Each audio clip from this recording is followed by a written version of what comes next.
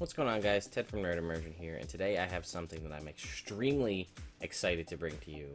It is my review of Kobold Press's Kickstarted Tome of Beasts. I'm really pumped to bring this. I'm also going to go over, to a lesser extent, some of the other stuff that I got.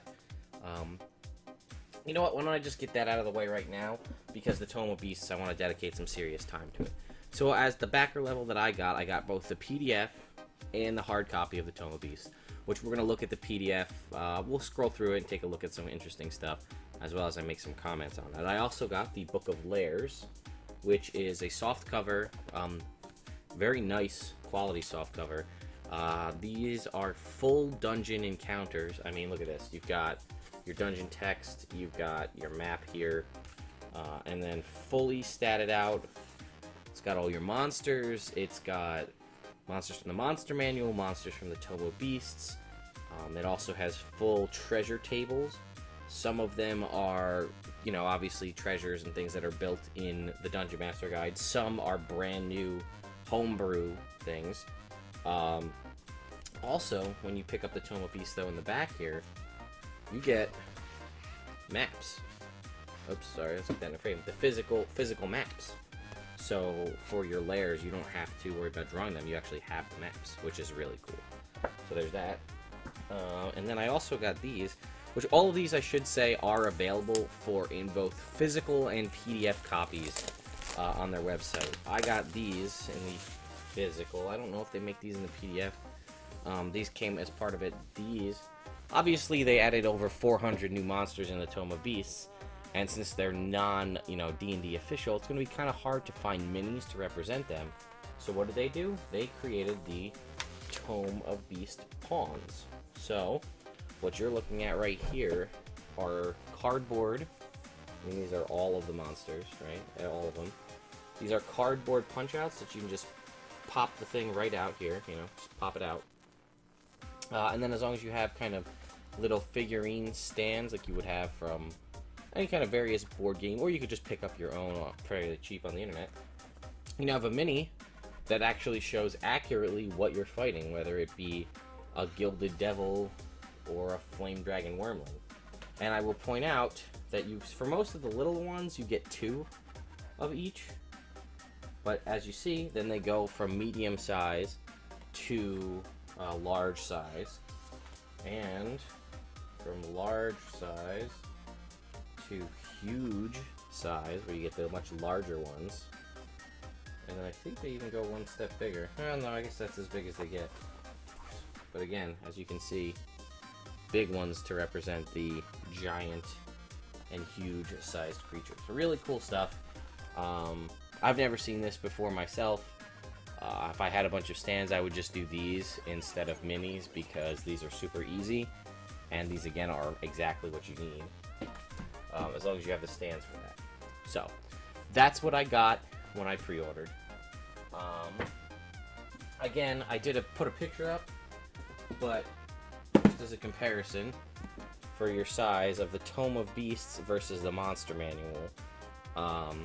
So I did a little calculation here. Let me get the sum for the Monster Manual here.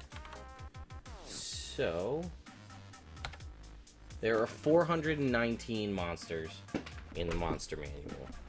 There are 407 in the Tome of Beasts.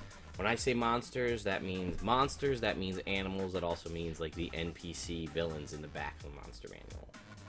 Same thing with the Tome of Beasts. So, first, let's talk about the physical construction of this bad boy. Binding is excellent. I've had nothing but problems with 5th edition bindings from Wizards of the Coast. I've gone through 2 players' handbooks that have just separated from their binding. I sent it to Wizards of the Coast to fix. It separated again, so there you go. Now, the paper, again, not that this is a thing that you guys can really see through the internet, but this is a nice quality paper. I don't know, I'm just really impressed with the physical book itself. But let's talk about the PDF, since I have it right here. So, you can see the art quality is excellent. A lot of the credits to all the playtesters. I'm a little upset that I didn't make it into the playtest thing, even though I did playtest some of these monsters. But yeah, you can see the full table of contents, all the different monsters. Yeah, and then there's a little introduction by Wolfgang Bauer, all about the book. As a point of fact, in case you didn't know, Kobold Press, if the name sounds familiar outside of this, they have done a bunch of stuff. They did a bunch of stuff for Pathfinder. They had their whole Midgard, Southlands campaign books, which they have also released some things for 5th edition. Midland Heroes, Southland Heroes, you can check in the description below for links to our reviews of that. They also did an Unlikely Heroes PDF for all about kind of monster-based PCs. But they also are the folks that were behind the Tyranny of Dragons line. Horde of the Dragon Queen and Rise of Tiamat. They were the ones that helped publish and write those for Wizards of the Coast. So, we're just going to scroll through. So we'll just stop briefly on this Nihilith Aboleth here at the start. One thing I will say that I do like, they do, in the text, again, in the physical copy, and this is very large, it's easy to read, which is probably why you're looking at such a thick tome. A lot of background information, a lot of RP stuff, making it easier for you as a DM to learn where to slot these in. Full color art for everything. And again, similar stuff to the Monster Manual. You have your stats, you have all of your condition resistances, immunities, and then all of their traits. Again, if they're legendary, you have all their lair actions and things like that. And so on and so forth. You guys have seen me playtest a handful of these on my channel in my games. So again, let's skip ahead a little bit. Oh, I will point out in the PDF, you have nicely done tags for every letter and every individual creature within that letter, which is pretty cool. So I don't know. Let's pick something. We'll jump ahead to that. We'll leave it on there while I talk some more stats for you guys. Let's jump to a Grim Jester here. So here you go. My favorite monster contained within the Tome of Beasts probably has to be all of the dragons, as well as the Greater Undead Butterfly Swarm. Something I threw against my players and almost killed them, and it was awesome to see that my players were almost killed by a butterfly. So let's break down some stats, because I went through and I added these all up. The Monster Manual versus the Tome of Beasts with their breakdown in the monster type. And when I say monster type, I mean the following list: Aberration, Beast, Celestial, Construct, Dragon, Elemental, Fey, Fiend, Giant, Humanoid, Monstrosity, Ooze, Plant, and Undead. There are 2 in here that are classified as things that are not in the Monster Manual. There's one that's classified as an Outsider. I feel like it might be a devil because it was with the other devils, but it's classified as an outsider. A classification we do not have in the Monster Manual. And there's one that's just classified as eyes. And I might go to that one, actually, because it's like an eyeball swarm, I think it's called. Is it? Oh, what the hell is it? It starts with an O, I think. Oculo Swarm. Here you go. We zoom in. It's a swarm of eyes. It's not a fey, it's not a fiend, it's not a monstrosity. Its type is eyes. So there you go. But let's go down that list. Aberrations. Monster Manual has 18 aberrations. Tome of Beasts has 21. Monster Manual has 95 beasts. And when I say beasts, that covers all of the... that's talking everything in the back of the book as well. The Tome of Beasts has 36. Monster Manual has 7 Celestials. Tome of Beasts has 13. Monster Manual has 17 Constructs. Tome of Beasts has 31. Monster Manual has 46 dragons, and when I say dragons, we're talking dragon turtles, we're talking wormling, young, adult, ancient.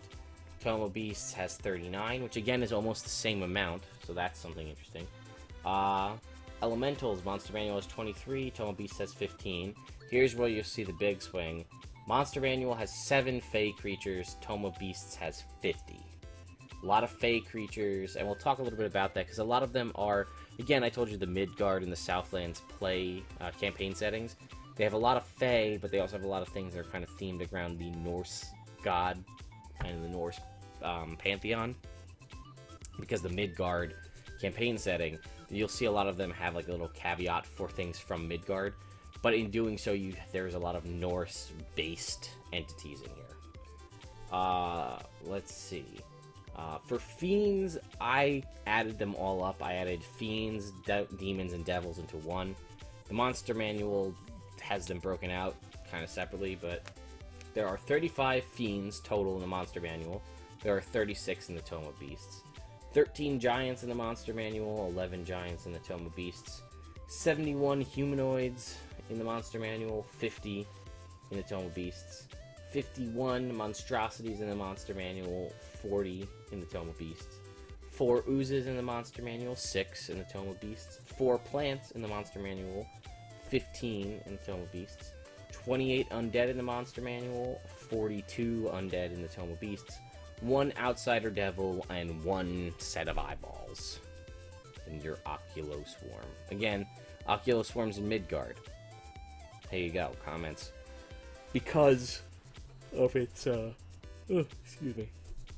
Because of its connotation and their play setting of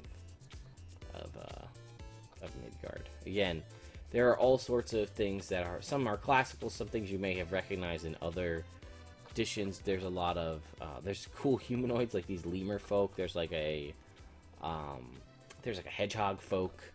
There's a lot of cool dragons. There's these lantern dragonettes, which are, could go out adventuring, and there's stuff about that, which is really cool. There's different, again, and expansions on things you might have seen. There's a lot of fey creatures, as I've said. There's new dinosaurs, new kinds of kobolds. Again, there's all sorts of awesome, like, sea-based creatures, mummies, undead, like I said, a lot of fey and a lot of undead, which is awesome, because it's nice to see, undead, I feel like you have a lot of classes that have things that do really good stuff against undead, and there's not a lot in the player's handbook, or the monster manual, rather. Different kinds of hags, which are exciting. The Gug, which I recall from Pathfinder, now updated. I actually have a Gug mini, and now I have Gug stats, which is awesome. So here you go. We'll just take a quick flip up to, there's a rum gremlin. Take a quick flip up to the dragons real quick, just because they're awesome.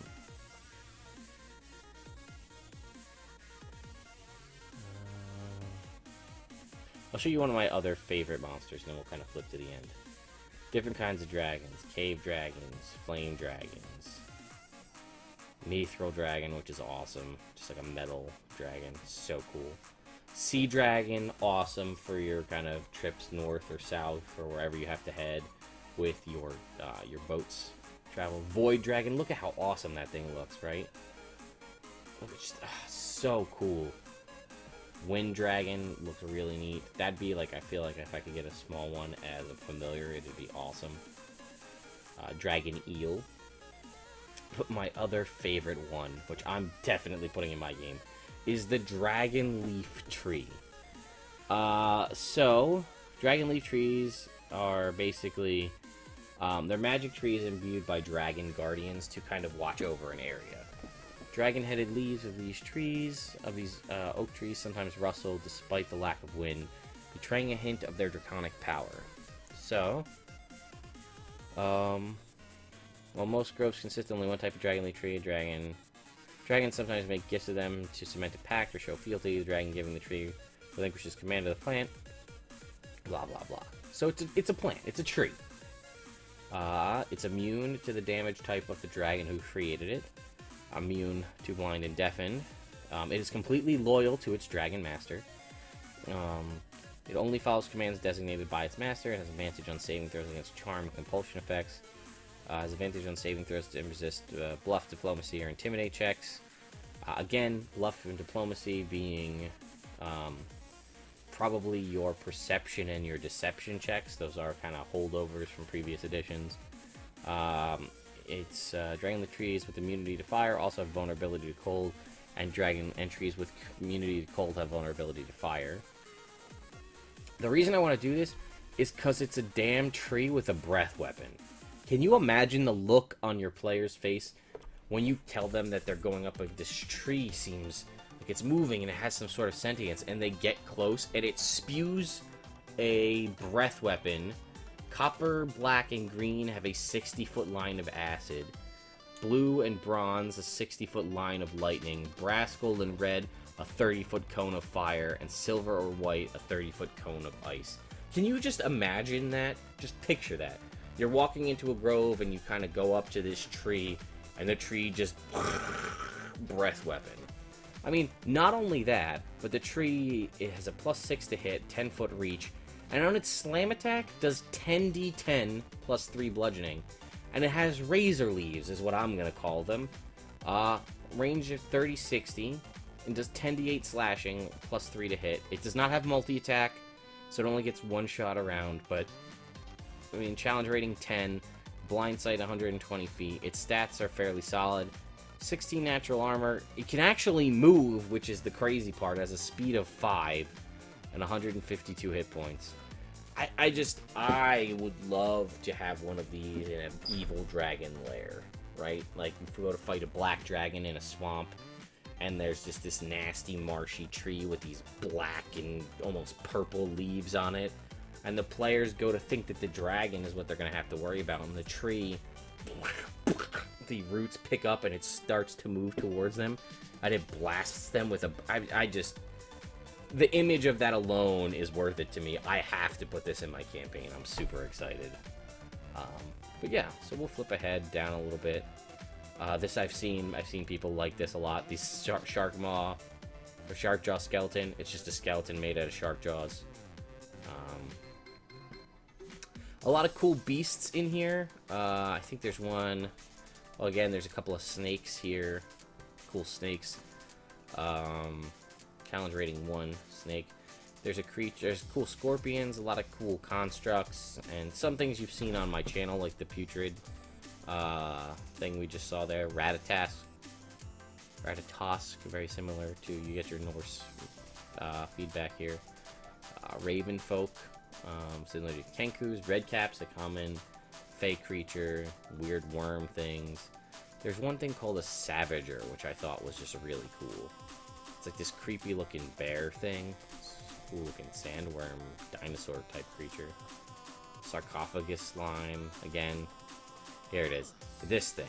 How cool does this thing look? I mean, it's a beast. It's CR8, so your druid's never going to be able to turn into it, unfortunately. Or will they?